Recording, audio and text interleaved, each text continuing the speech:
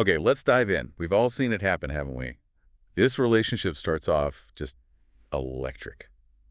So much love, they're inseparable, everything seems perfect. Absolutely perfect. And then maybe after the wedding, maybe a year or two later, that amazing feeling just vanishes. It seems to evaporate. It really does, and it's this huge, painful puzzle for the people stuck inside it.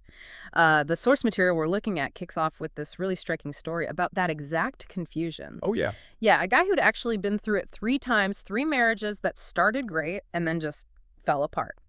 And he was smart, successful in business, but genuinely baffled. He felt like he was trying. He was sincere, he thought. Totally sincere. He asked that gut-wrenching question, what happens to the love after you get married? He talked about his 3rd wife, how he really focused on, well, affirming her. What did he say he did? He said, I told her how beautiful she was. I told her I loved her. I told her how proud I was to be her husband.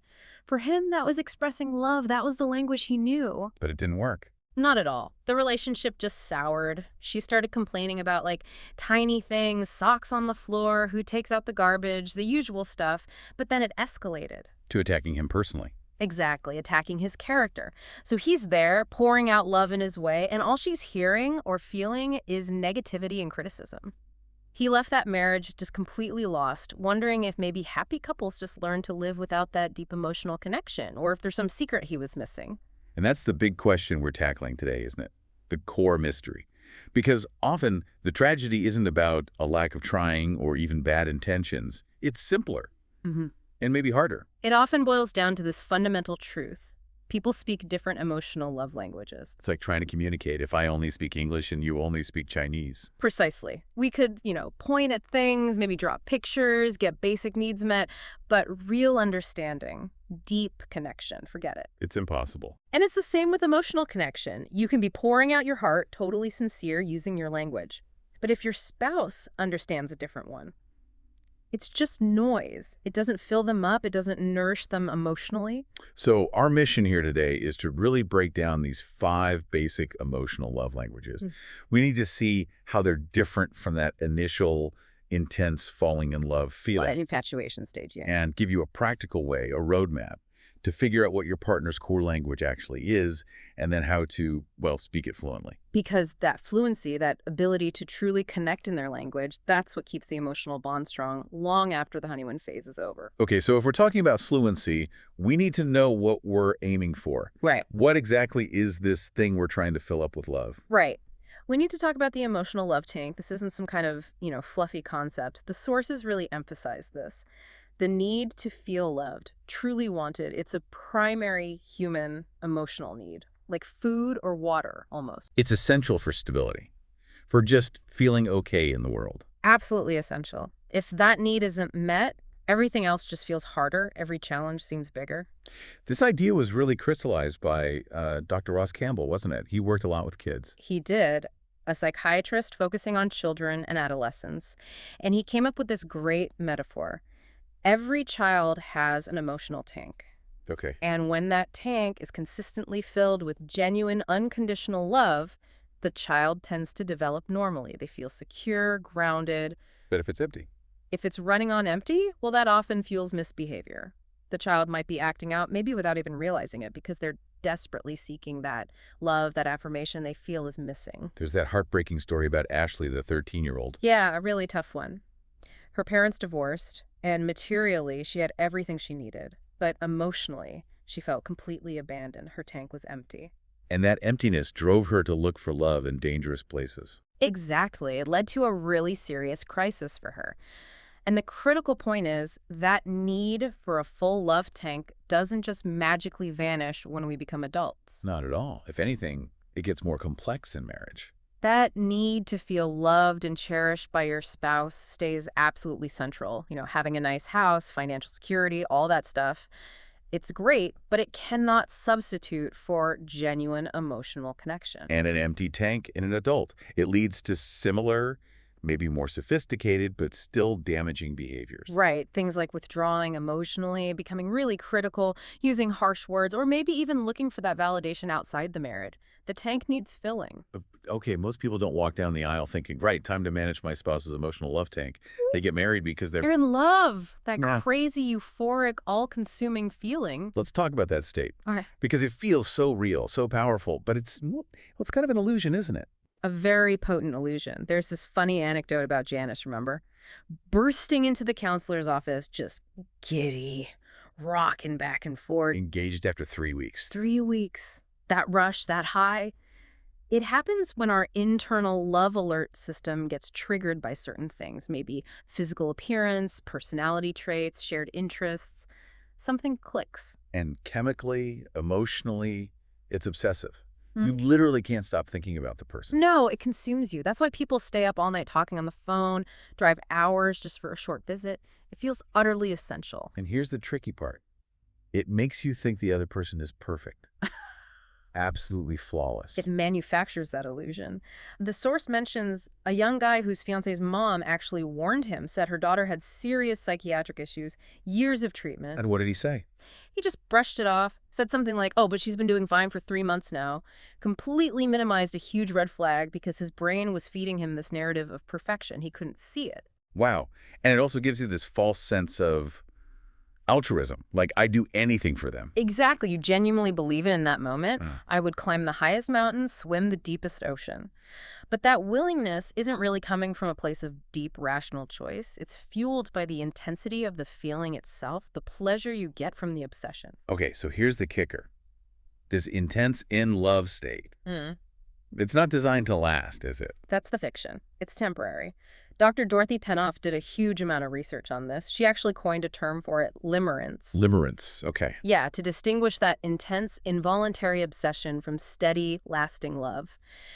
And her studies, looking at couples over time, found the average lifespan of this limerence state is about 2 years. 2 years, that's sobering. It is, because it means most people are getting married, making lifelong commitments, while riding a wave that has an average expiration date of 24 months. They don't realize there's a countdown clock running. I remember Dr. M. Scott Peck had some strong thoughts on this, too. He basically argued that falling in love isn't really love at all. Right.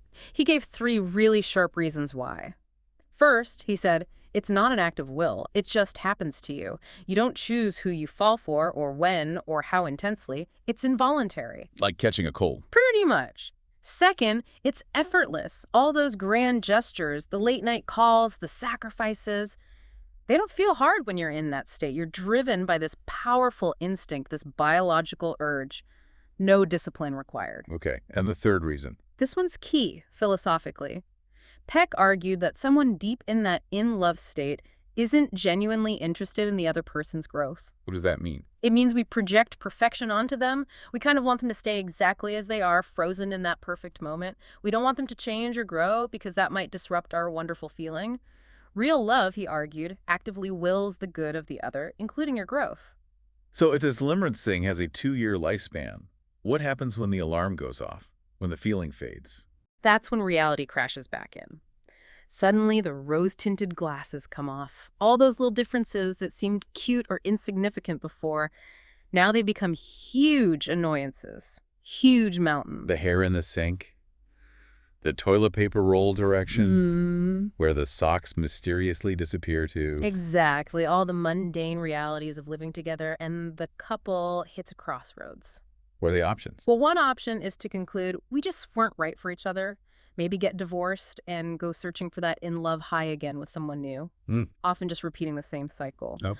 Or they can choose the other path, the harder path maybe, but ultimately the more rewarding one. They can choose to cultivate rational, volitional love. Okay, define that, volitional love. This is where a real, lasting marital connection actually begins. It's defined as a deliberate choice, an intentional act of expending energy for the benefit of the other person. Knowing that your effort helps them, enriches their life. Precisely. Knowing it helps them become the best version of themselves. It's choosing to act in their best interest, even when you don't feel like it, even when the giddy feelings aren't there. So it takes work, effort, discipline. Yes. It's not effortless like falling in love. It's why it's often called the heart of the book in marriage. It's about adopting an attitude that says, My commitment to you is primary. I choose daily to look out for your well-being.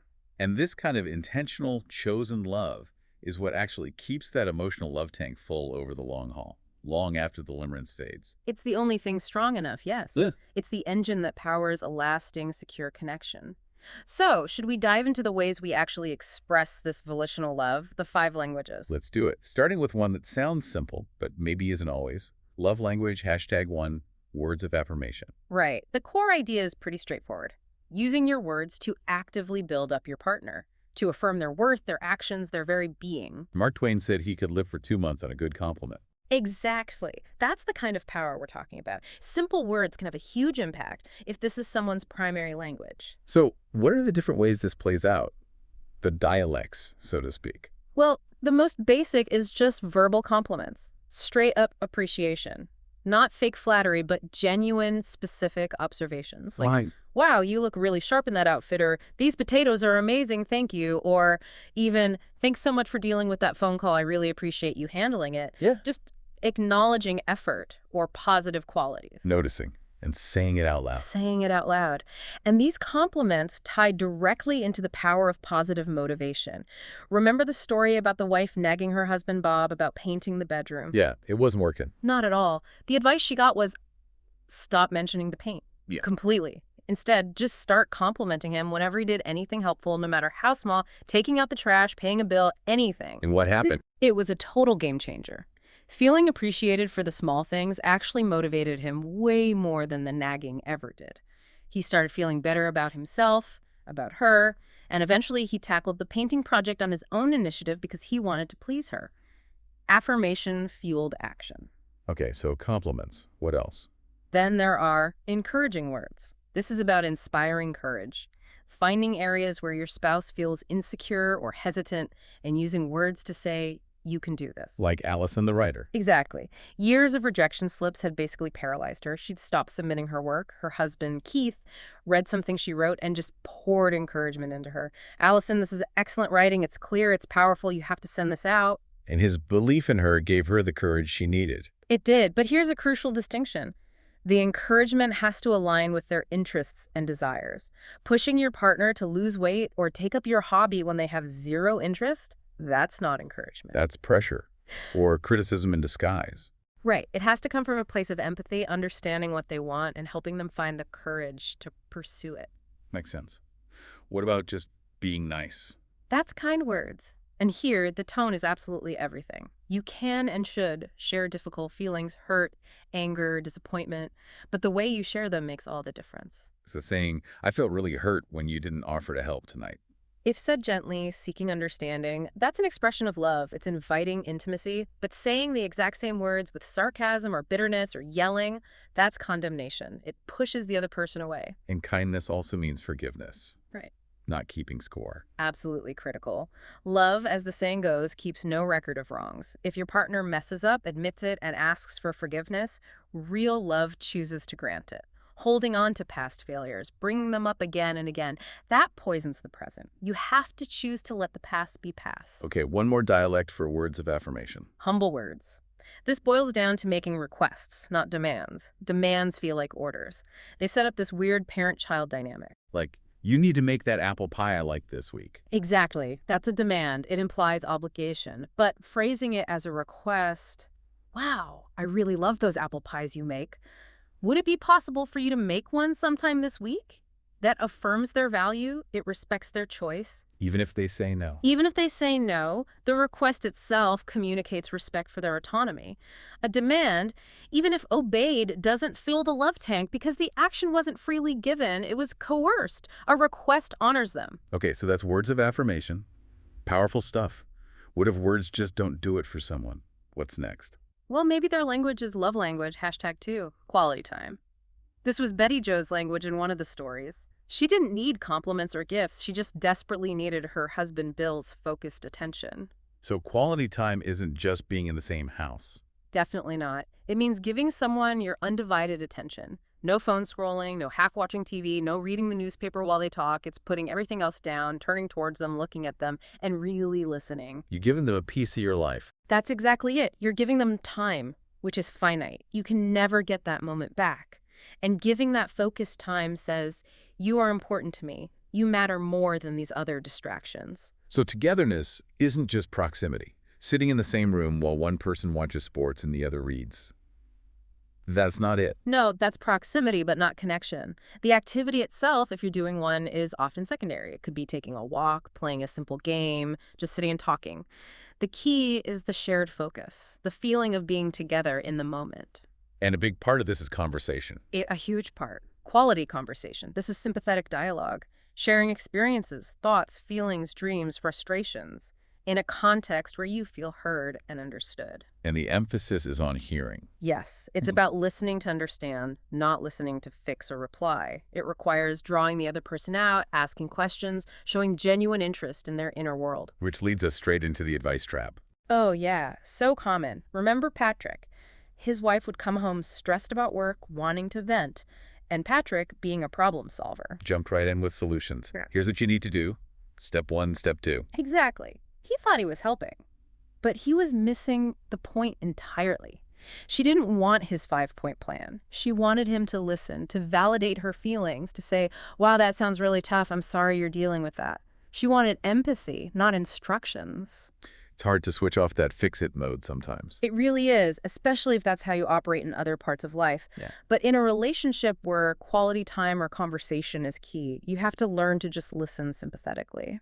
The sources mention personality types that can clash here too. The Dead Sea and the Babbling Brook. Right. The Dead Sea takes everything in, stores it up, but doesn't naturally share much. They're often quite content in silence. The Babbling Brook, on the other hand, just lets everything flow out constantly. They think out loud. And they might attract each other initially. Yeah, opposites attract. But after the wedding, if one needs conversation and the other is a Dead Sea, it causes real friction. The Dead Sea partner has to learn the skill of self-revelation, even if it feels unnatural. How? Is there a way to practice? One great tool is the minimum daily requirement. Set aside maybe 15-20 minutes each day, distraction-free, where each person shares 3 things that happened that day, and this is crucial, how they felt about them. Just building the muscle of sharing feelings. Exactly. It forces the Dead Sea to articulate internal states, and it ensures the Babbling Brook gets some focused sharing time. Okay, so quality conversation. Is there another dialect of quality time? Yes, quality activities. This is about doing things together. Things you both ideally enjoy, or at least are willing to do with a positive attitude for the sake of togetherness. Like going for a hike, visiting a museum, cooking together. Could be anything. Going to a concert, browsing a flea market, playing tennis. Again, the specific activity isn't the main point. It's the shared experience, the intentional focus on each other while doing it. And these create memories, right? They create a shared history, a bank of positive memories you can draw on later. Even if something goes wrong, like the example of breaking a leg while skiing together, it becomes part of your story, a remember when moment that strengthens the bond because you went through it together. So quality time is about focused attention, shared experiences, and really listening. What's next on the list? Next up, something quite different. Love language, #3, receiving gifts. For some people, tangible symbols of love are incredibly important. And this isn't just a modern or Western thing. Not at all. Anthropologists find that gift-giving is pretty much universal in courtship and marriage rituals across cultures. A gift is a visible, concrete symbol that says, I was thinking of you. Even when we were apart, you were on my mind. Precisely. And the cost, often completely secondary. If receiving gifts is someone's primary language, a simple flower picked from the garden, a special rock found on a walk, or a small, inexpensive item that shows you remembered their taste, that can speak volumes. More than something really expensive but generic. Absolutely. It's the thought and the effort behind the gift that counts. It shows you know them. Of course, thoughtful, expensive gifts can be wonderful too, but the price tag itself isn't what fills the tank. It can be purchased, found, or handmade. The wedding ring is kind of the ultimate example, isn't it? It really is an outward, visible symbol of an inward commitment. For someone whose language is gifts, these tangible symbols aren't just nice extras. They're like proof of love. Their absence can genuinely make them question the relationship's foundation. So if your partner's language is gifts, but maybe you're naturally frugal or just not a shopper. You have to reframe it. Giving that gift isn't just spending money. It's making a crucial investment in the emotional health of your marriage. It's like buying shares in your most important asset. You have to learn to see the emotional value, not just the sticker price. And there's a type of gift that doesn't cost anything but might be the most valuable. Yes, the gift of self. Or simply presence. Being physically there for your partner, especially in times of crisis or significant moments, this can be the most powerful gift of all. The story of Jan and Dawn really hits this home. It's devastating. Jan's language was clearly gifts and presents, but on the day their baby was born, Dawn was off playing softball. Wow. And then later, on the day of her mother's funeral, he was playing softball again. He genuinely thought he'd shown love by helping her mother before she died. But his physical absence on those two incredibly crucial days. For Jan, it was a profound rejection. It communicated that the game mattered more than her joy or her grief. Especially today, with distractions everywhere, just being fully present, physically and mentally, that feels like a huge gift. It is. Offering your focused, undivided presence might be the most valuable currency we have in relationships now. Okay, so gifts and presents. Let's move to love language, #4, acts of service. Right. This was Jim's language in the example. He felt deeply loved because his wife Janice did things for him, kept the house clean, cooked meals, handled his laundry. So acts of service means doing things you know your spouse would like you to do, helping them out. Exactly. It's about lightening their load, anticipating their needs, and taking action to make their life easier or better. It requires thought, planning, effort, energy. And it covers a lot of ground, much of it not very glamorous. Oh, definitely not glamorous. We're talking about things like washing the car, changing diapers, vacuuming floors, cleaning the bathroom, taking out the trash, mowing the lawn. The list goes on. But when these things are done willingly, with a positive spirit, They shout, "I love you," to the person whose language this is. loud and clear. But there's a catch here, illustrated by Mark and Mary. They both had acts of service as their language, but were miserable. Yes, because they spoke different dialects of it, and crucially, their main way of communicating about it was through criticism and demands. How did that work? Well, Mark had this hang-up because his father never vacuumed, so he refused to. Mary desperately needed help around the house, her acts of service dialect. But instead of requesting help, she constantly criticized Mark, especially about his hunting trips. She wasn't really mad about the hunting itself. Not fundamentally. Her criticism about hunting was actually her ineffective, frustrated way of pleading for him to do other acts of service, mow the lawn, wash the car, help with the house. She felt neglected in her language. His refusal to vacuum was blocking him from speaking hers. Right. They were both trying to get their needs met through criticism, which never works. It just builds resentment. This points to something really important. Yeah. Sometimes the thing your partner complains about the most Is the biggest clue to their primary love language. Their loudest criticism is often an unskilled plea for love in their own language. They're saying, this is what I need, but they're saying it in a way that pushes you away. So you have to listen past the criticism to hear the underlying need. You do, and this language, acts of service, often bumps up against old stereotypes about gender roles. Like Mark and the vacuuming. Or Bob in the laundry. Exactly. Bob learned his wife needed acts of service. He'd never done laundry in his life 35 years. It was completely outside his comfort zone, his mental model of husband duties. But he tried. And messed up. Oh, yeah. First attempt, he used straight bleach on the blue towels, ruined them. But his wife's reaction, she was overjoyed. Really. Over-ruined towels. Because the act itself, his willingness to step outside his comfort zone, to try something unfamiliar and maybe unpleasant for her that spoke volumes of love, it filled her tank completely, even though the execution was flawed. That's volitional love in action. Doing it because it matters to them, not because it's easy or familiar for you. That's the heart of it. Okay, that leaves one more. Love language, #5. Physical touch. A really primal one. We know from tons of research how crucial touch is for development. Babies who are held, hugged, kissed, they develop healthier emotional lives. That need doesn't go away. So in marriage, this covers everything from holding hands to sex. The whole spectrum. Holding hands while walking, a hug when you greet each other, an arm around the shoulder while watching TV, cuddling, back rubs, and yes, sexual intimacy. For someone whose primary language is touch, the absence of these things can feel like outright rejection. It doesn't matter how many nice things you say or do. If their tank needs physical connection, words or chores won't fill it. They need to be touched appropriately and lovingly. A lack of touch can make them feel deeply unloved, isolated. There's an important distinction here, though, regarding sexual desire, especially between genders sometimes. Yes, the source material highlights this. Often, though not always, male sexual desire might be more physically driven, a biological need.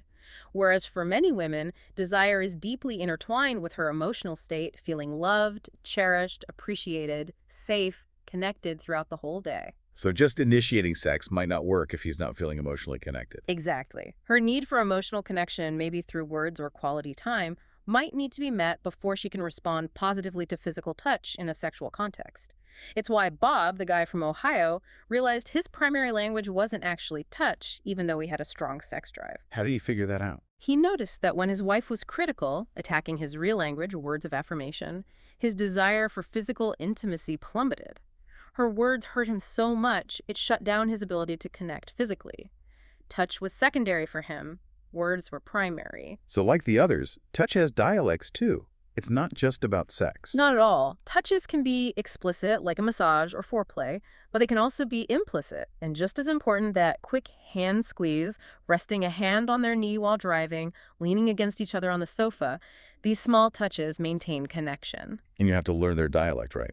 What feels loving to them. Absolutely critical. You can't just assume that what feels good or loving to you will feel the same way to them. Maybe they love back scratches but hate having their feet touched. You have to learn, through observation and communication, what they perceive as a loving touch. Insisting on your own preferences is selfish, not loving. Touch is also huge in times of crisis, isn't it? Immensely powerful. When someone is grieving or scared or in shock, often a hug, holding their hand, just the warmth of physical presence conveys more comfort and support than any words possibly could. If touch is their language, withholding it during a crisis can inflict a very deep wound. And initiative matters here too, like with Pete and Patsy. Yeah, that was a key insight. Pete's language was touch, and he needed Patsy to initiate it sometimes, but her language was quality time, and maybe she assumed that after marriage, explicit touch wasn't as necessary, so she stopped initiating. And Pete felt rejected. Completely. He withdrew. But once Patsy understood and started making a conscious effort, just reaching out to hold his hand, giving him a hug, initiating affection, his whole demeanor changed. He felt loved, came alive again, and became much more willing to meet her need for quality time. It unlocked everything. Wow. Okay, so those are the 5. Words of affirmation, quality time, receiving gifts, acts of service, and physical touch. Now, the million-dollar question. How do you figure out which one is your primary language and your partner's? It sounds like it could be tricky. It definitely can be. Some people feel like they resonate with 2 or even 3. Like Bob, who confused his physical desire with his deeper need for words of affirmation. But there are usually clues. 3 main ways to investigate. Okay, clue number 1. Ask yourself, what does my spouse do or fail to do that hurts me the most deeply? The opposite of what hurts you is probably your primary love language. So if constant criticism cuts you to the core, Your language is likely words of affirmation. If you feel completely alone and unseen when your partner is physically present but emotionally checked out. quality time. Right. If you feel unloved because they forgot your birthday or never bring you small tokens of affection. Receiving gifts makes sense. If you feel overwhelmed and unsupported because they never pitch in with chores. Acts of service. And if you feel cold and distant because they rarely initiate hugs or hold your hand. Physical touch. Okay, that's a powerful question. What's clue number 2? What have you most often requested of your spouse over the years? What's the thing you find yourself nagging about or wishing they would do? The thing that keeps coming up again and again. Exactly. That recurring request is often pointing directly at your primary need. The wife who kept asking her husband to help with the laundry wasn't just talking about chores. She was saying, I need acts of service to feel loved. The thing you ask for most is likely what fills your tank the most. Okay. And the third clue. This one's a bit more indirect, but still useful. Yeah. In what way do you most naturally express love to your spouse? How do I show love? Yeah. Often we tend to give love in the way we'd like to receive it. If you're constantly giving gifts, maybe gifts is your language. If you're always doing things for them, maybe it's acts of service. It's not foolproof. Sometimes we learn to speak another language, but it's a good indicator of what feels like love to you. So reflect on what hurts most, what you request most, and how you express love most. That should narrow it down. It usually points pretty clearly to the primary language. Yeah. And once you have a good hypothesis, there's a practical way to test it and keep track. What's that? It's called the tank check game. Simple, but effective. Try doing it maybe 3 times a week for a while. When you connect after work or before bed, one person asks the other, on a scale of 0 to 10, how full is your love tank tonight?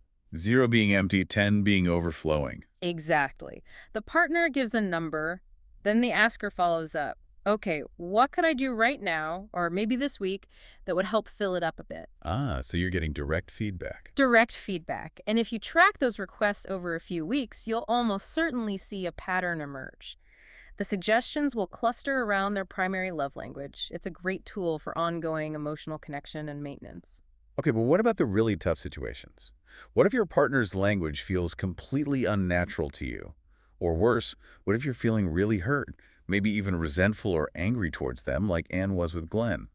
How do you speak their language then? That's where volitional love really comes into play. Love is a choice, not just a feeling. Like the counselor who hated vacuuming. Exactly. He despised it since childhood, but his wife's language was acts of service, and vacuuming was important to her, so he chose to do it, weekly. And here's the insight. When an action doesn't come naturally, when it requires effort and goes against your grain, it can actually be a greater expression of love. Because you're doing it purely for them, not because it's easy or enjoyable for you. Precisely. Comfort isn't the point.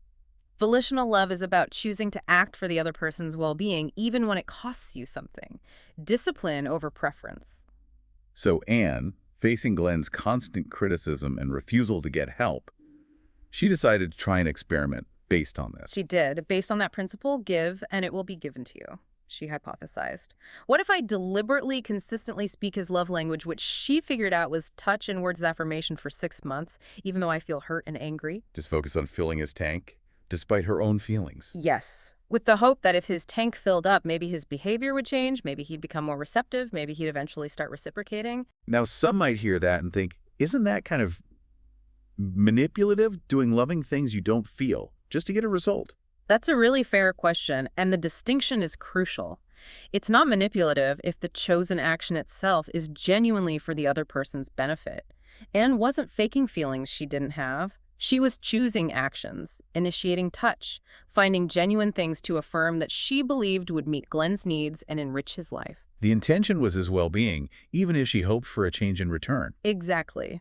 She chose to love first through her actions, betting that feelings might follow the choice. That's volitional love, not manipulation. Manipulation aims to control. Volitional love aims to serve, even when it's hard. And what happened with Anne and Glenn?